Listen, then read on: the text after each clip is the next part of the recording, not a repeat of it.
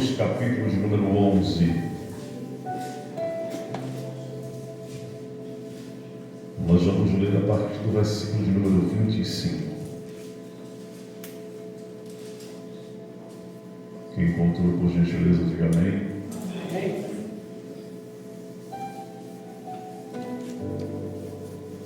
Naquele tempo, respondendo Jesus, disse: Graça te dou, ó Pai,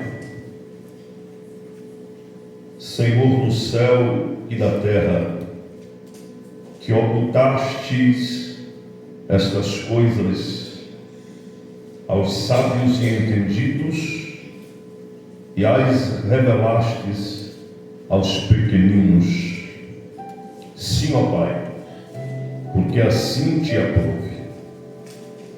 Todas as coisas me foram entregues por meu Pai, e ninguém conhece o Filho senão o Pai, e ninguém conhece o Pai senão o Filho, e aquele a quem o Filho o quiser revelar. Vinde a mim, todos os que estáis cansados e oprimidos, e eu vos aliviarei.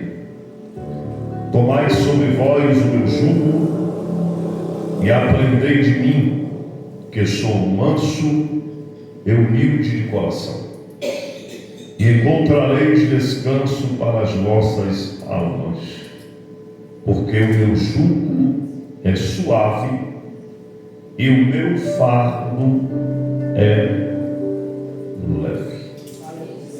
Diga: Espírito Santo, continue falando comigo.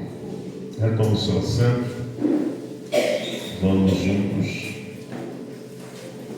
não só meditar, como também estudarmos um pouco esse texto, esta porção das Escrituras. Queridos, os versículos de número 28, 29 e 30, eles são muito conhecidos de todos nós. E quando se fala em evangelização, logo nós pensamos nesse texto, que para nós tornou-se um dos textos áureos quando se trata de evangelizarmos. Dificilmente nós vamos ao pecador quando nós o abordamos para evangelizá-lo, e dificilmente nós não usamos esse texto. Sem sombra de dúvidas, é um texto muito aplicável quando se relaciona à evangelização. Todavia, ele é muito mais profundo do que nós podemos imaginar. No versículo de número 28, há um convite universal feito por Jesus. E nesse convite, ele convida a todos, dizendo: vinde a mim. Agora, quem são os convidados para irem até o Cristo? Ele diz: todos os que estáis cansados e oprimidos. Todavia, antes de lançar o convite universal a todos os seus ouvintes, Jesus em oração, no seu momento de comunhão com Deus, ele presta-lhe um agradecimento. E esse agradecimento em oração, ele é digno de observação, porque Jesus faz questão de mencionar que o Pai revelou os seus mistérios no que se diz respeito à salvação aos pequeninos. E por outro lado, ocultou este mistério àqueles que se achavam sábios e entendidos. Obviamente fica muito claro que os sábios e entendidos que Jesus faz menção aos detentores da lei de Moisés. Jesus faz questão de deixar claro que os escribas, os saduceus e os fariseus se consideravam sábios e entendidos, quando na verdade, quando nós vamos apurar a fala de Jesus, direcionada tantas vezes a essa elite religiosa, eles estavam bem longe de serem verdadeiramente sábios e entendidos. A verdade é que havia um véu que cobria-lhes a face e uma venda que tapava os olhos desse grupo religioso, que achava que, pelo fato de guardarem a lei, observarem os preceitos da tradição dos seus pais, cumprirem ou se esforçarem para cumprir o decálogo, os preceitos da lei, eles eram sábios, entendidos e já tinham alcançado o favor de Deus mediante o esforço no cumprimento da lei de Moisés e nas suas boas obras. Jesus disse: o Pai fez o seguinte: ocultou a estes o mistério da salvação, da graça, da redenção, e revelou aos pequeninos. Quando ele usa o termo pequenino, ele está contrapondo o entendimento e a sabedoria que os religiosos diziam ter.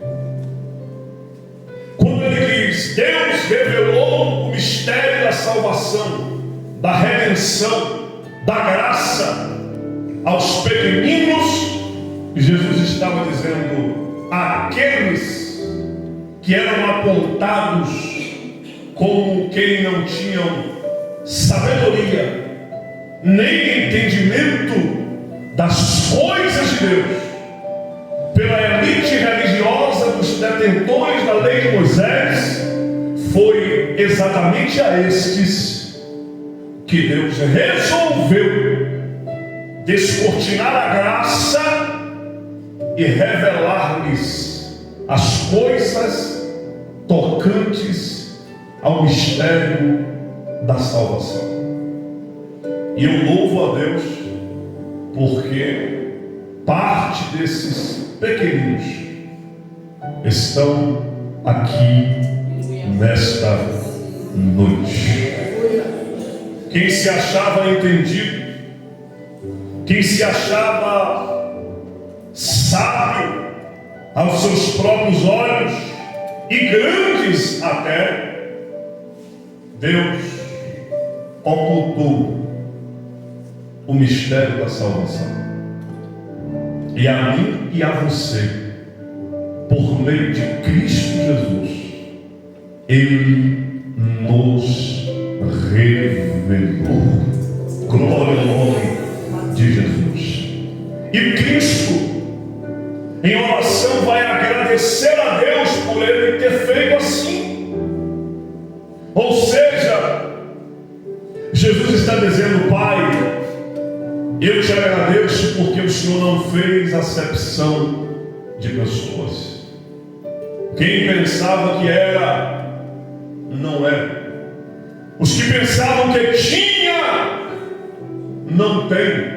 Os que se achavam grandes, também não o eram.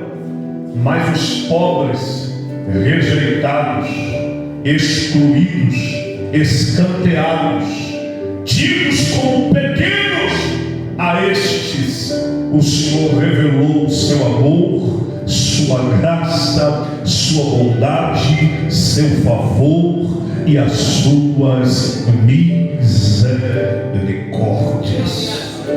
Sim, ó Pai, versículo 26, porque assim te aprouve fazer.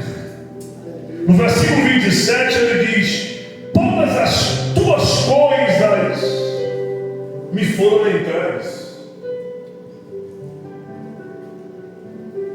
Ele está dizendo: eu sou o dispenseiro das coisas do Pai. Paulo disse que Jesus ele é o dispenseiro da graça de Deus. E é interessante isso aqui, e esse é um dos textos que até hoje João Calvino e Armínio estão em uma queda de braço, que nenhum sai vencedor. Esse é um dos textos mais discutidos pelos arminianos e pelos calvinistas. Porque olha o que Jesus disse. Jesus disse: ninguém conhece o Filho senão o Pai. Ninguém conhece o Pai senão o Filho, e aquele a quem o Filho o quiser revelar. Isso nos faz entender muitas coisas, mas a coisa mais importante e essencial que nós aprendemos aqui é que nós não conhecemos o Pai e nem o Filho devido aos nossos próprios esforços. Nós não fomos até Deus porque nós nos esforçamos e por nossa própria vontade nos deslocamos do nosso estado mísero de pecado e fomos até Deus. Não foi assim. Primeiro, que a Bíblia diz que é o Espírito Santo que convence o homem do pecado, da justiça e do juízo. João 16, versículo 8. Mas também a Bíblia diz em Romanos 10 e 17 que a fé vem pelo ouvir e o ouvir pela palavra de Deus. O apóstolo Paulo também, escrevendo aos crentes de Tessalônica, ele diz que a fé não é de todos. Mas quando ele escreve aos crentes de Éfeso, no capítulo 2, ele diz: pela graça sois salvos por meio da fé. Isso não vem de vós, é dom de Deus, não vem das obras, para que ninguém se glorie. Para corroborar todos esses textos e você entender como foi que você foi até Cristo, você precisa se atentar para o Salmo de número 100, que no Antigo Testamento é um dos salmos mais célebres, que faz menção acerca da graça, do favor, olha para mim, e da escolha de Deus em nossas vidas. Também ali convite universal, como nas palavras de Jesus. E o salmista, inspirado por Deus, diz: celebrai com júbilo ao Senhor todos os moradores da terra. O convite é universal e o convite é a celebração. Celebrai com júbilo ao Senhor todos, sem exceção, todos os moradores da terra. O convite também é para o servir, porque ele diz: servir ao Senhor com alegria. O convite também é para o culto: apresentai-vos a Ele com canto, e em seus átrios com hinos. Mas aí o salmista continua cantando: saber que o Senhor é Deus, foi Ele e não nós que nos fez povo seu e ovelhas do seu pastoreio. Essas palavras da canção do Salmo 100, elas estão muito relacionadas a Efésios capítulo 2, versículos 8 e 9. Você precisa entender que foi a graça que te alcançou. Você precisa entender que se dependesse única e exclusivamente de você, você continuaria galopando em passos largos e ligeiros para longe de Deus e para o abismo eterno. Mas um dia a graça bendita, salvífica, gloriosa, ela atingiu de cheio o seu coração. Não foram os seus esforços, não foi a sua bondade, nem a sua meritocracia, foi a graça, foi o favor, foi a bondade, foi o presente, foi Deus que resolveu chamar você, escolher você, e Ele mesmo registrar o seu nome no livro da vida. Jesus tem razões mil quando diz: ninguém vem conhecer o Pai, ninguém vem até o Filho, se Ele próprio assim não o quiser e não o fizer. Diga em alto e bom som: tudo foi exclusivamente pela graça. Agora olha o convite que é universal: vinde a mim. Eu acho interessante que Jesus está aqui fazendo pelo menos duas coisas. Ele está confrontando o sistema e está dizendo: vinde a mim.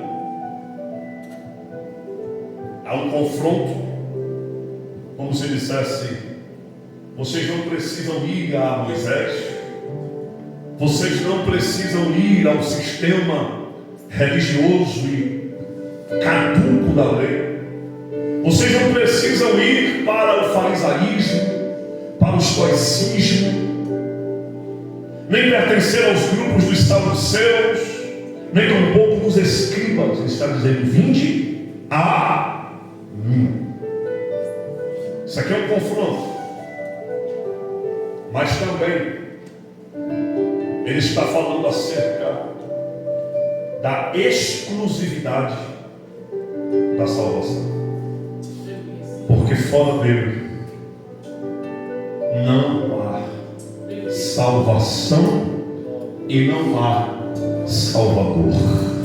Eu amo Isaías 45, versículo 22, quando o profeta messiânico, usado no viés da profecia, ele diz: olhai para mim e sereis salvos, todas as nações da terra. Aleluia. Jesus está dizendo: vinde a mim. Eu acho lindo o texto de João, quando Jesus, antes de ir para a cruz, ele diz: quando o Filho do Homem, acho lindo esse texto, for levantado no madeiro, ele disse: os olhos de todos se voltarão para mim, e eu atrairei a todos. Glória ao nome de Jesus. Ele está dizendo: vinde a mim. Agora, olha a classe dos convidados que ele está chamando para irem até ele.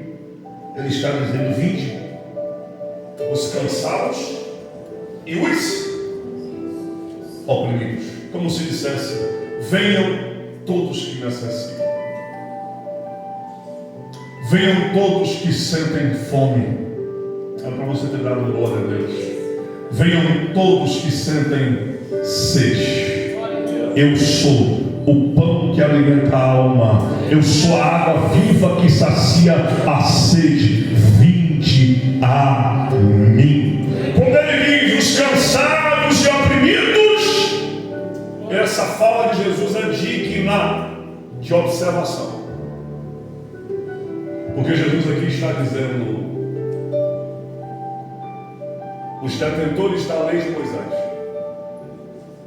os que acham que estão sendo salvos por causa da lei e do esforço no cumprimento da mesma, eles também estão cansados e oprimidos.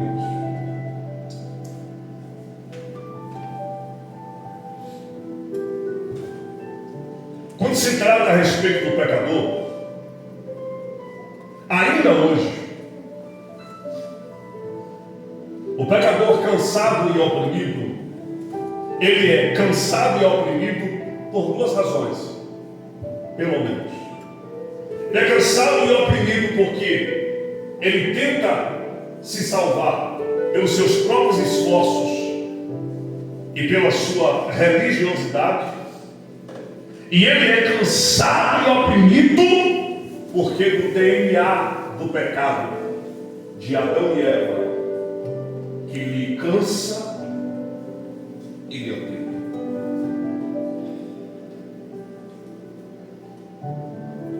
E o convite de Jesus é para os tais: vinde a mim. O pecador que sabe que está cansado e oprimido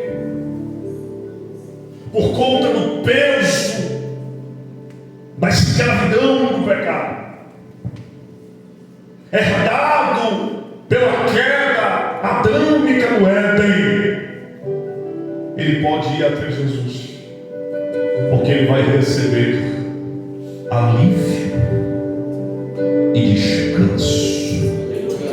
Ele vai ser livre da opressão e do cansaço que o pecado lhe causa. Mas também os religiosos, que também estão cansados e oprimidos, porque a religião não lhes trouxe alívio, nem descanso, nem libertação. Jesus também os convida. Oh, que grande e doce amor!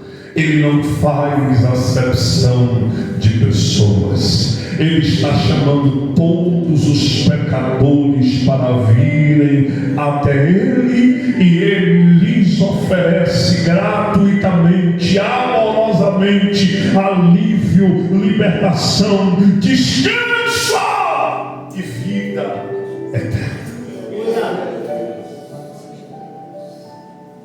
Você já ouviu muitos testemunhos de pessoas que viviam uma vida pregressa nos seus pecados, e elas diziam assim: eu vivia cansado e oprimido. Algumas relatam: eu vivia cansado e oprimido nas drogas. Outros dizem: eu vivia cansado e oprimido na prostituição, no adultério, na jogatina. Eu era adicto, eu era um alcoólatra, eu era um mentiroso, etc e etc. Sim ou não? Outros dizem: eu era oprimido pela idolatria. Mas tem aqueles que também testemunham casos e dizem assim: eu era oprimido e vivia cansado. por causa da minha própria religião, que não fui eu que escolhi, mas herdei por tradição da minha família. Eu não estou fazendo referência aqui somente às pessoas que viviam oprimidas debaixo do jugo do catolicismo apostólico romano. Não estou fazendo alusão aqui às pessoas que viviam cansadas e oprimidas do espiritismo, do candomblé, em seitas. Quantos testemunhos nós ouvimos de pessoas que eram de seitas perigosas? Elas dizem: eu era um TJ da vida, eu era um sabatista, eu guardava o sábado, eu não comia carne de porco, eu não tomava Coca-Cola, eu não tomava café, apenas cevada, mas eu era cansado e oprimido. A gente ouve muito esses testemunhos por aí, e glória a Deus por eles. Mas também nós ouvimos algumas pessoas dizerem assim: eu era cansada e oprimida dentro de uma igreja evangélica, por causa de uma doutrina pesada, severa, por causa de um regime interno áspero. Eu vivia oprimido pelo sistema, mas quando eu conheci a graça de Deus, eu fui liberto da opressão, alcancei descanso, pois eu vivia cansado, e hoje eu posso cantar: livre estou, pela graça de Jesus, livre estou.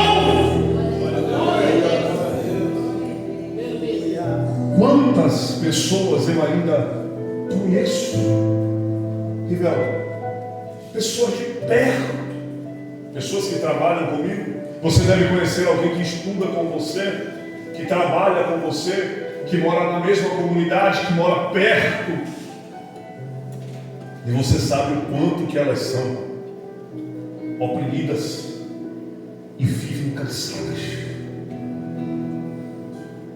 Não porque elas estão debaixo do jugo da lei de Moisés, lutando e se esforçando para guardar os 10 mandamentos e cumprir os 613 preceitos, não.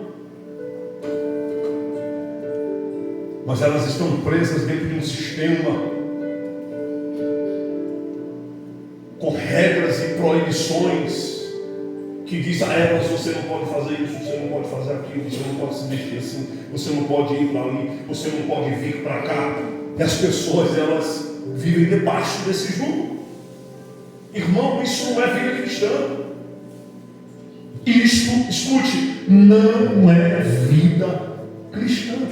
Quando Jesus disse: vinde a mim, vocês que estão assim cansados e oprimidos, e eu vou lhes dar alívio, ele disse: tomem sobre vós. Isso é muito forte. O meu jugo. E na proporção que vocês aprenderem de mim, que sou manso e humilde de coração, vocês vão encontrar descanso para vocês. Irmão, onde há proibição, opressão, dogmas, as pessoas não têm paz.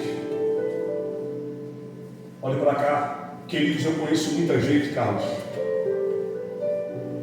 Escute, eu louvo a Deus porque você tem prazer de congregar. Eu louvo a Deus por isso. Mas eu conheço gente que elas não têm prazer de congregar onde elas congregam. Elas congregam, Júlio, por obrigatoriedade. Eu sei que você tem prazer de cooperar, seja com o seu dízimo, com a sua oferta, com o seu voto. Você tem prazer, porque você sabe para onde o seu dinheiro está sendo canalizado, ok.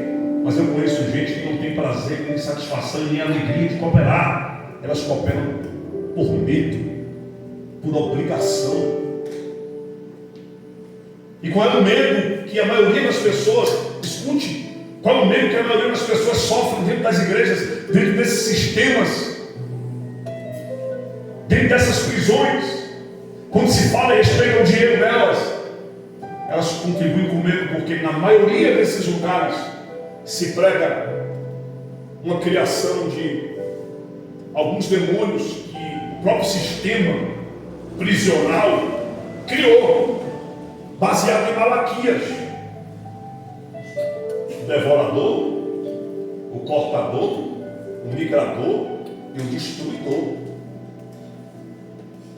Eles pregam que se essas pessoas que estão dentro desse sistema, se elas não dizimarem, esses 4 demônios vão destruir a vida delas em todos os aspectos. Aí as pessoas dão o seu dinheiro em termos de dízimo, oferta e voto, comendo esses supostos demônios criados pelo sistema que oprime, escraviza e amedrontam as pessoas.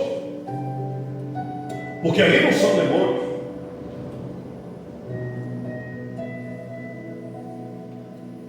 Mas o sistema criou esses demônios.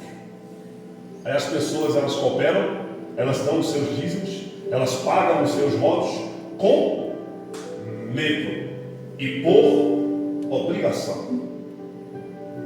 Só que tem um detalhe, e isso é penoso, é triste. Deus não recebe esse tipo de voto, de dízimo, de oferta. Porque a Bíblia diz que Deus ama ao que dá com alegria, de forma muito voluntária, de forma muito espontânea.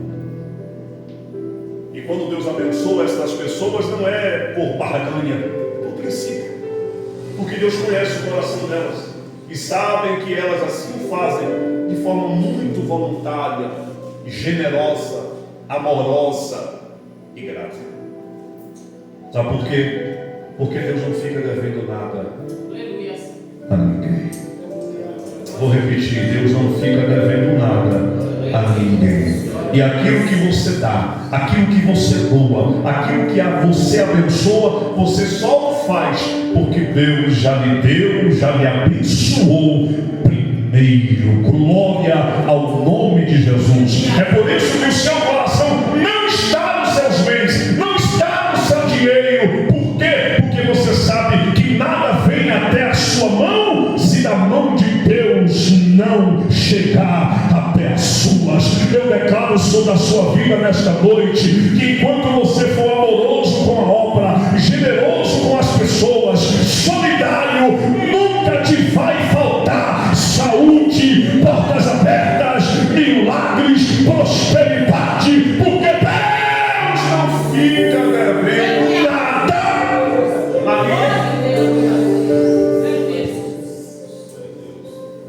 Mas dentro do sistema prisional, as pessoas dão por medo e por obrigação.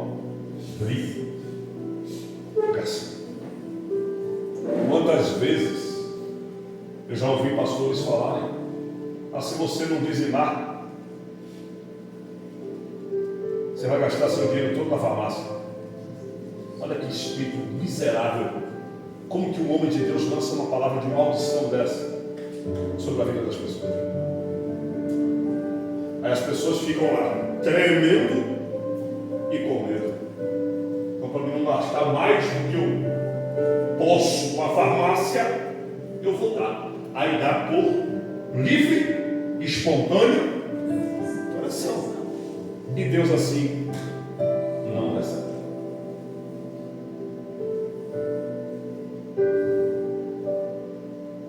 As pessoas vivem cansadas e oprimidas dentro desse sistema. E continuarão a viver enquanto não encontrarem a verdade libertadora que há em Cristo Jesus. Quando Jesus diz em João 8,32 e João 8,36: conhecereis a verdade vos libertará. Se pois o Filho vos libertar, verdadeiramente sereis livres. Se você ler o contexto, Jesus está falando das pessoas presas, manietadas pela religião. Ele diz: quando vocês conhecerem a verdade vai libertar vocês. Venham, vinde a mim, todos que estáis cansados. Lembra de João 8? Tem algumas coisas que nós precisamos observar no capítulo 8 de João. quando mesmo faz referência aos fariseus vindo até Jesus, trazendo uma mulher que supostamente, dizendo eles, fora apanhada no ato de adultério. Agora a pergunta que não quer calar-se é: por que também não trouxe o rapaz, o homem que estava cometendo adultério com ela, estava no ato de pecado com ela? Mas enfim, trouxeram ela e disse: mestre, é o seguinte, a lei de Moisés manda a gente matar ela apedrejada. A lei fazia, a lei mandava. Mas Jesus disse: não, tranquilo. Quem de vocês não tiver pecado, seja o primeiro a tirar a pedra nela. Eles pararam, fizeram uma auto-reflexão. Ali foi forte demais. E começaram a se retirar. Jesus olhou para a mulher e disse: mulher, onde estão? É muito forte isso. Isso aqui é só para quem ama a Bíblia. Onde estão os teus acusadores?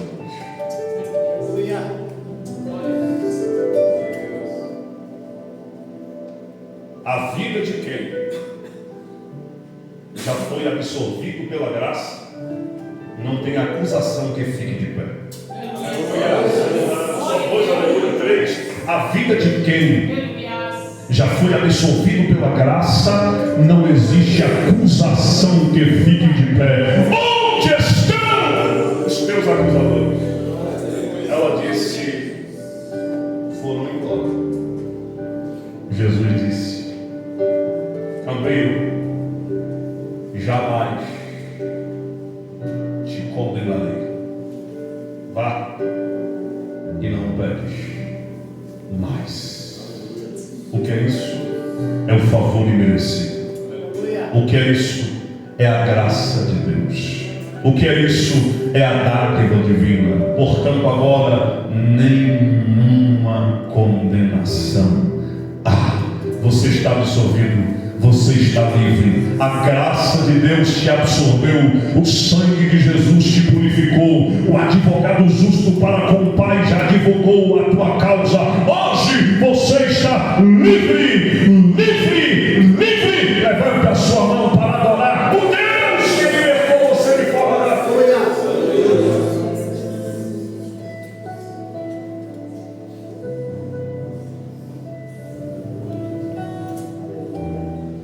Tomai sobre vós o meu jugo e aprendei de mim.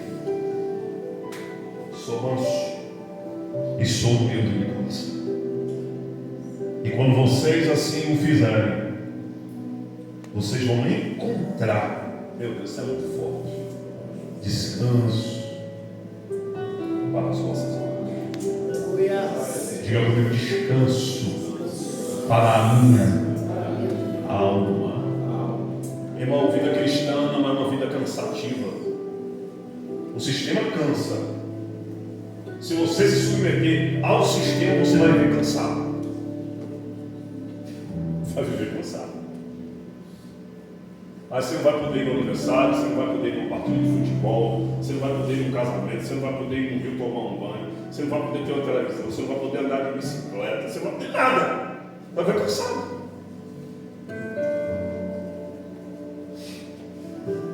O sistema cansa, irmão. Tem igreja por aí que é culto segunda, terça, quarta, quinta, sexta, sábado, domingo. Repreendido em nome de Jesus. O que é isso? Que opressão infeliz é essa? Aí a pessoa tem que estar na igreja todo dia de noite. Não, meu irmão, pelo amor de Deus. Não quero isso para a minha vida nunca. Mas nunca. E nem para a sua. Você acha que a vida cristã se resume a essas 4 paredes? Que você vem aqui me ver com o microfone na mão, ouvir os músicos? Glória a Deus por isso. Que até aqui vocês têm ouvido uma boa música. Todos nós, por bondade de Deus, pregamos aqui. Deus tem sido generoso para conosco. Naquele lugar por aí. Misericórdia. De vez em quando eu vou em alguns cultos que eu fico orando de forma contrária. Eu oro, mano, de forma contrária. Eu digo, Deus, aí dá um jeito esse rapaz fala, o que é carne? Mas tem 30 minutos, o cara está aqui enchendo o chuvisco. Cala a boca desse vaso, Jesus.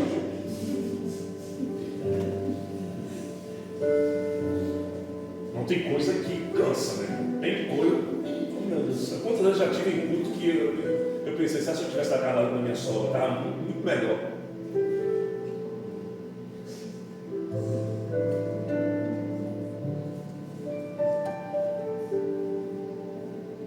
Porque o sistema cansa.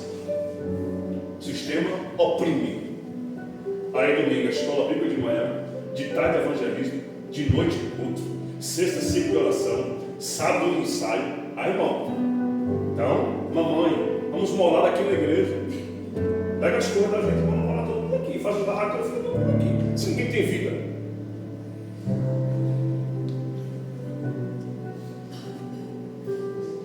Quinta oração no monte, sábado oração no vale, domingo oração no deserto. Pelo amor de Jesus. Ninguém aguenta mais desse não, sou. Mas as pessoas, elas vivem assim de forma tão amedrontada que se elas não forem, irmão, é muito ser uma prisão, mas você não tem noção, não, sou.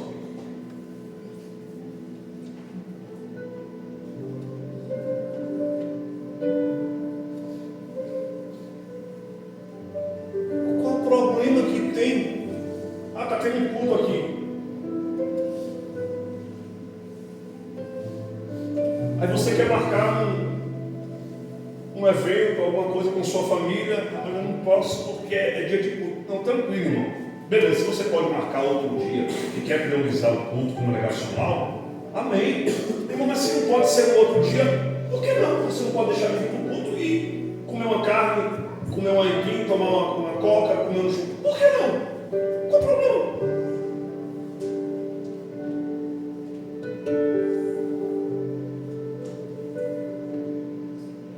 Conheci uma irmã que a irmã era pesada nas palavras dela.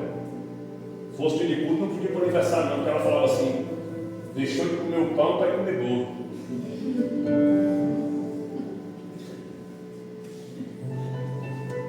Que tipo de crente a gente está vendo? Os crentes que deixam de comer o pão do céu para ir comer bolo no aniversário.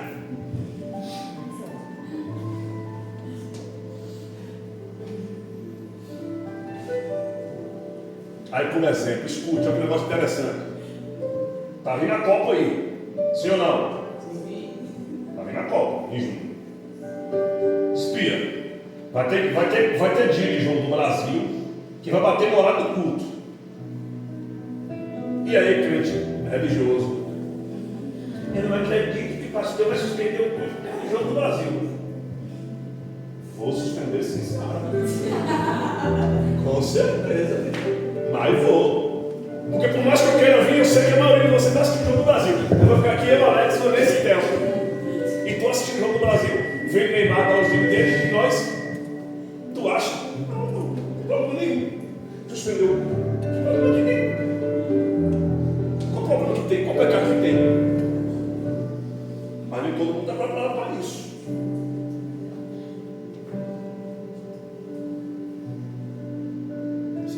Cansado, oprime as pessoas.